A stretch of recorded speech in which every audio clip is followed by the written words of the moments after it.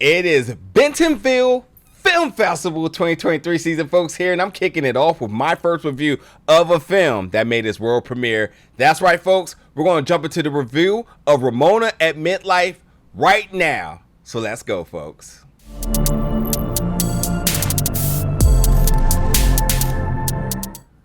What's up, everybody, and welcome back to the channel today for another review. Today, we're going to be reviewing the new film, Ramona at Midlife, making its world premiere this year at Bentonville Film Festival 2023.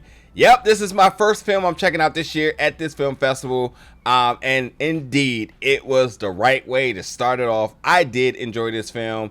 What a very great performance by our lead, Yvonne Woods here, who I'm not familiar with, but I gotta say, from the performance, but also just the directing and the writing of this character really keeps you right with her the entire time. There's a lot to talk about with Ramona here because Ramona is us. Whether you are a male, whether you are a female, whether you identify as non-binary, Ramona is us. And I think the emotions through this journey, I think there's so much relatability with this character. It stresses you out, honestly. But yeah, I think because of that relatable factor, seeing the emotes, the stress, the triggers, all sorts of different things that she goes through, you just kind of just like, you know what, man, I didn't know I needed this film, but here we are. And this is directed by Brooke Berman. And I think that, again, Brooke, from the director's standpoint, really positioned Yvonne to succeed in this film. I thought Yvonne was great. I thought the writing was good. The directing was good. And I think, like, when I think about independent films at film festivals, I think these are the films that I look for. The films that tell good stories, that keeps you interested, and really introduces you to either new stories or story ideas or new folks in terms of filmmaking. And that's where I like to, again, shout out to Brooke and Yvonne, two people I'm not familiar with their work, but by all means, a fantastic job here. Now, let's talk about Ramona, who is an author, who also works at a vet. And Ramona life is in a very midlife state of crisis here. And she's separated, not divorced, but separated. So that's a thing, you know, raising her daughter. Her daughter is 8 going on 28. And life truly isn't how she envisioned it, which, hello, a lot of us think it back like I'm going to got all these granular plans, and sometimes it works out, sometimes it don't. And I also think that, just to stop right here for a second, Ramona has had a lot of success as an author. People acknowledge that. People certainly give her flowers for that. But people always talk about her in the past tense. But the one thing Ramona does that could not be disputed is that she definitely put everything to the side for the betterment of her daughter. She picks up this job as working at a vet. I don't want to call her a veterinarian because I think she's just a nurse. But she works at a vet, which isn't something that truly enhances her writing and creative juices, but it is something that does pay bills. She also, again, wants to make sure that her daughter is of best interest. She sacrifices things for her daughter, and we see that.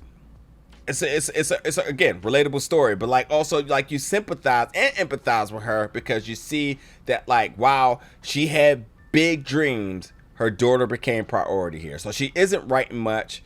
And everybody always, as I mentioned, talks about her in past tense, as they always like to kind of nod at her disappearing. And that's offensive to her. And she makes it very clear. As an author, when folks are like, are you still writing?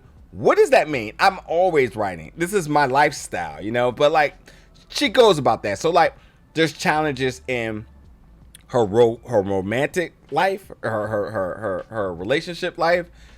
She's struggling as a parent because this is still something very, it is challenging. She has an 8-year-old and this is challenging. She's still trying to figure out a way to balance that, plus with being an author. And then society is just throwing jabs at her left and right here.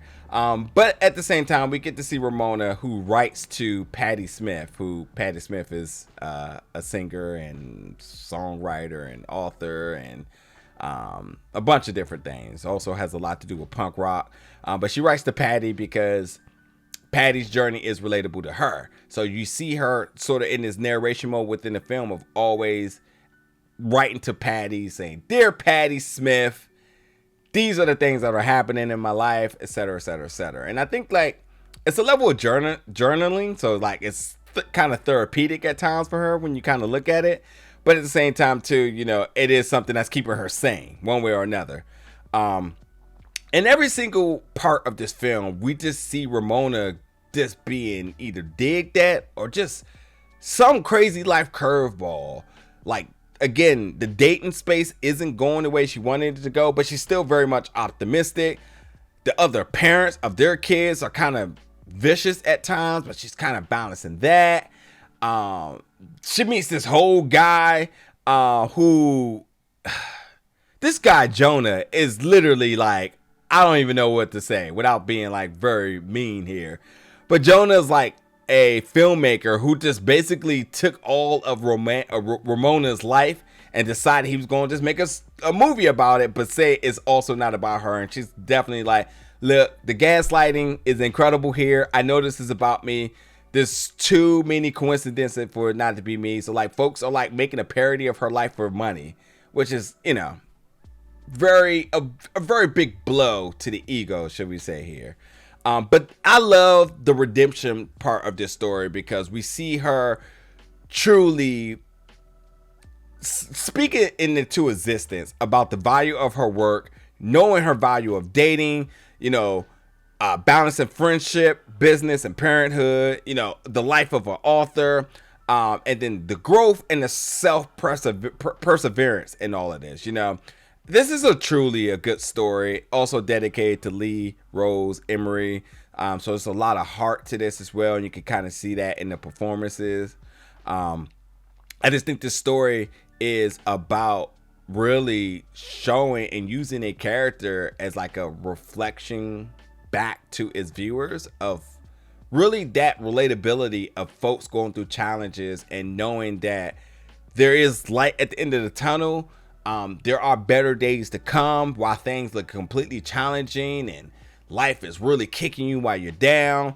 There will be a glimmer of hope. And I just think while watching Ramona go through this and just the ups and downs and the downs, the lows, but then to kind of see the highs and the up and ups, it's just a good story on that note. So, you know, I enjoyed this, man. I really, really did. And it is certainly to an extent a dark comedy because there is some humor in there, but I think there's a lot of reality in it, so it's kind of a tough pill to swallow at times.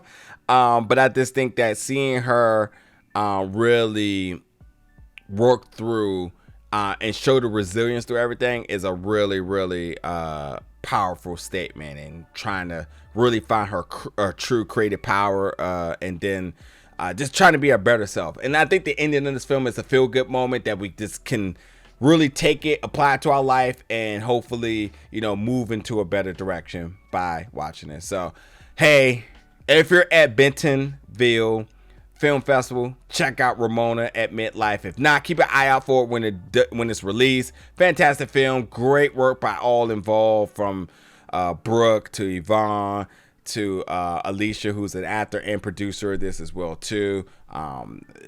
The cast really brought it together. Solid film, folks. But yep, check it out. Let me know in the comments your thoughts about this when you do. And as always, stay tuned for more reviews very soon.